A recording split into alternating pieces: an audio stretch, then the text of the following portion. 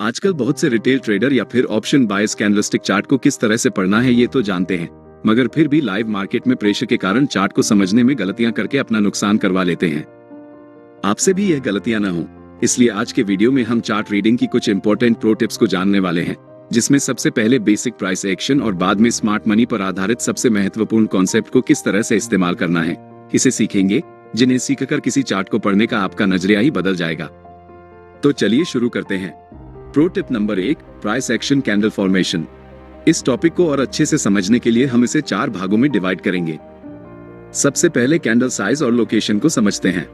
यहाँ नीचे आपके सामने 4 चार्ट कंडीशंस हैं, जिसमें हर एक में मार्केट बुलिश मूव करके ऊपर बढ़ रहा है। यहाँ चारों कंडीशन में मार्केट ने लगभग 100 पॉइंट्स का मूव किया है। अब इन चारों कैंडलस्टिक चार्ट्स को देखकर क्या आप बता सकते हैं कि किस चार्ट कंडीशन में एक रिटेल ऑप्शन बाय को सबसे ज्यादा फायदा हुआ होगा? इसे आप थोड़ा सोचकर कमेंट में जरूर बताएं। जहां तक मैं आपको जानता हूं, आपका आंसर 4 नंबर ही होगा, क्योंकि मार्केट बंद होने के बाद आप सही तरीके से चार्ट को पढ़ते हैं। लेकिन लाइव मार्केट में आप में से बहुत से ट्रेडर्स ने इस चार्ट को छोड़कर बाकी बचे इन तीनों में ही सबसे ज्यादा ट्रेड एंट्रीज करके अपना नुकसान किया होता। इससे बचने के लिए आपको कैंडल की साइज और उसकी लोकेशन को अच्छे से समझना होगा। जैसे कि यहाँ इन दोनों चार्ट्स में कैंडल की साइज को अगर आप देखेंगे तो यहाँ लगातार बड़ी बड़ी कैंडल्स बन रही हैं, लेकिन एक कैंडल बनने के बाद उससे अगले वाले कैंडल की क्लोजिंग उसके अपोजिट डायरेक्शन में हो रही है, जिस कारण प्राइस एक जगह से दूसरी जगह जाने में ज्यादा समय ले रही है। लेकिन उसी समय आखिरी के चार्ट में कैंडल्स एक के बाद एक लगातार एक दूसरे के ऊपर ओपन होने से यहाँ प्राइस कम समय में ज्यादा पॉइंट्स ऊपर बढ़ी है, जिससे यहाँ थीटा डिके कम होने की वजह से एक ऑप्शन बायर को ज्यादा फायदा होता है। इसलिए चार्ट रीडिंग करते समय कैंडल्स की साइज के साथ उसकी लोकेशन भी देखना बहुत जरूरी होता है। अगर इस तरह से चार्ट पर कैंडल्स की साइज तो बड़ी है मगर वह एक दूसरे के विपरीत दिशा में क्लोजिंग करती है, तो यहाँ ट्रेड एंट्री करने से बचना चाहिए, क्योंकि यहाँ बायर्स और सेलर्स मार्केट की डायरेक्शन को लेकर कंफ्यूजन में होने से यहाँ प्राइस में किसी एक डायरेक्शन में कोई भी मोमेंटम नहीं होता, जिस वजह से ऑप्शंस के प्रीमियम थीटा डिके के कारण बहुत जल्दी कम होते हैं और लगातार ऊपर नीचे फ्लक्चुएट होकर आपके स्टॉप लॉस हिट करने के चांसेस को भी बढ़ाते हैं। इसलिए कैंडल की साइज और उसकी लोकेशन को जरूर देखें। कैंडल विक और कैंडल क्लोजिंग का महत्व। चलिए अब कैंडल विक और कैंडल क्लोजिंग के इंपॉर्टेंस को समझते हैं। यहाँ इस चार्ट में प्राइस नीचे से ऊपर बढ़ते हुए अपने प्रीवियस हाई को एक स्ट्रांग बुलिश कैंडल से ब्रेक करने की कोशिश करती है, जिसे देखते हुए बहुत से रिटेल ट्रेडर्स लॉन्ग ट्रेड में एंट्रीज करते हैं। मगर थोड़ी ही देर में कैंडल स्विंग हाई के नीचे जाकर क्लोज होती है। दूसरी बार फिर से मार्केट उसी पॉइंट पर आकर लॉन्ग अपर विक कैंडल बनाकर रिवर्स होते हुए उसी रेंज में क्लोज हो जाता है, जिस कारण यहाँ ब्रेकआउट की आशा में जो ट्रेडर्स लॉन्ग ट्रेड में एंट्री करके बैठे थे वो ट्रैप हो जाते हैं। क्योंकि चार्ट पर आगे क्या होगा इससे ज्यादा चार्ट पर अभी क्या हो रहा है ये बहुत इंपॉर्टेंट है, क्योंकि मार्केट में आशावादी लोग ही सबसे ज्यादा नुकसान करवाते हैं।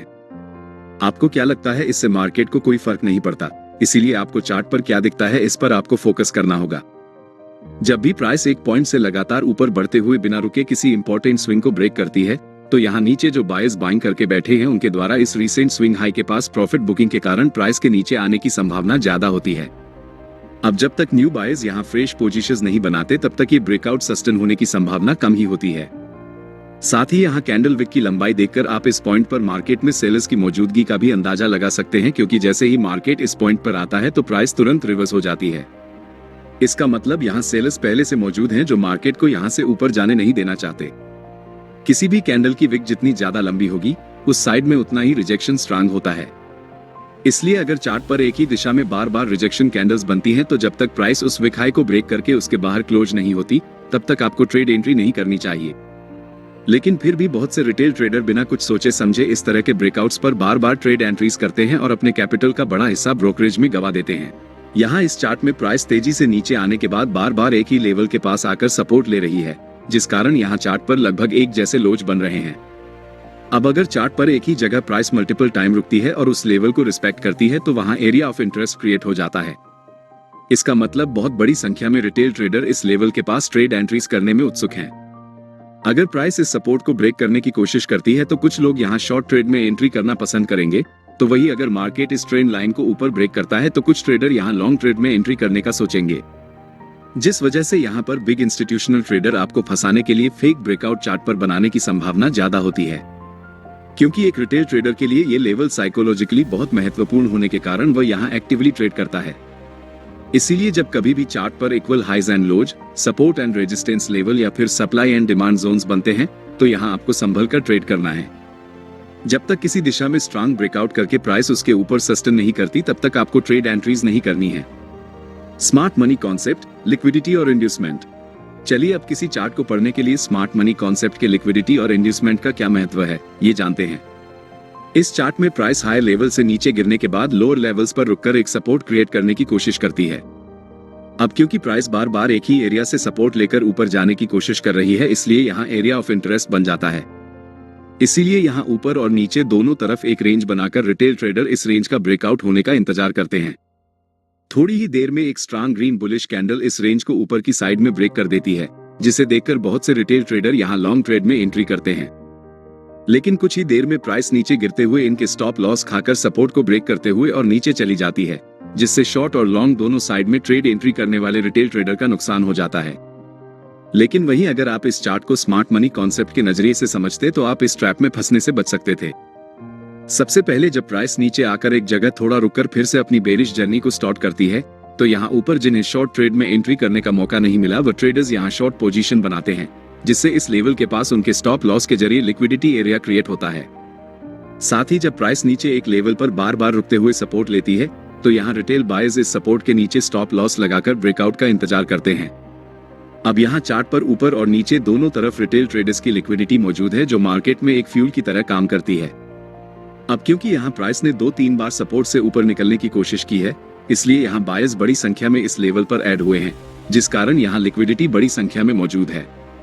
इसी लिक्विडिटी को ग्रैब करने के लिए बिग इंस्टीट्यूशंस सबसे पहले ऊपर की तरफ इंड्यूसमेंट क्रिएट करने के लिए ब्रेकआउट कैंडल बनाते हैं, जिसे देखकर और नए फ्रेश बायर्स यहाँ अपनी लॉन्ग पोजीशंस बनाने के लिए अपने स्टॉप लॉस सपोर्ट एरिया के पास प्लेस करते हैं, जिससे यहाँ और भी लिक्विडिटी जनरेट होने की वजह से मार्केट ऊपर की लिक्विडिटी को स्वीप करने के बाद नीचे की लिक्विडिटी को ग्रैब करते हुए सीधे नीचे गिर जाता है।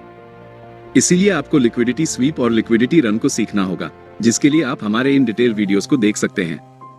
RSI इंडिकेटर का उपयोग। चलिए अब RSI इंडिकेटर की मदद से आप किसी चार्ट को कैसे पढ़ सकते हैं, ये जानते हैं।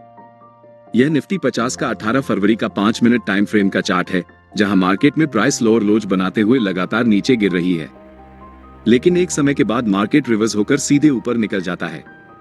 अब अगर इस तरह के रिवर्सल्स को आपको पकड़ना है तो आप यहाँ स्मार्ट मनी के साथ RSI इंडिकेटर की भी मदद ले सकते हैं। जैसे कि अगर इस चार्ट में आप RSI को लगाकर देखेंगे तो यहाँ प्राइस तो लोअर लोज बना रही है, लेकिन इस स्विंग लो के पास RSI इंडिकेटर में हाई लो बन रहे हैं। इसका मतलब यहाँ प्राइस और RSI इंडिकेटर के बिहेवियर में चेंज हुआ है, जिसे हम ट्रेडिंग की भाषा में डाइवर्जेंस कहते हैं। अब क्योंकि यहाँ प्राइस नीचे जा रही है और RSI ऊपर की तरफ बढ़ रहा है, इसीलिए यह एक बुलिश डाइवर्जेंस है, जो कि मार्केट में संभावित बुलिश रिवर्सल को पकड़ने में आपकी मदद कर सकता है। अब अगर आप यहाँ इस ट्विजर बॉटम कैंडलस्टिक के नीचे अपना स्टॉप लॉस लगाकर इसके हाई पर लॉन्ग ट्रेड में एंट्री करते हैं, तो आप यहाँ छोटे स्टॉप लॉस के साथ इस रिवर्सल को कैप्चर करके अच्छा प्रॉफिट बना सकते हैं। RSI डाइवर्जेंस को किस तरह यूज करना है, इस पर हमने एक फुल वीडियो बनाया है, जिसे आप देख सकते हैं। लेकिन बहुत बार आपकी एंट्री करने के बाद मार्केट आपका स्टॉप लॉस हिट करके फिर से ऊपर निकलने की कोशिश करता है, जिससे आपको उसी ट्रेड में दोबारा से एंट्री करनी पड़ती है, जिससे आपको ज्यादा ब्रोकरेज देना पड़ता है। धन्यवाद। Disclaimer. Investiments in the security markets are subject to market risk. Reader Ola da Rocheda documenta carefully before investing.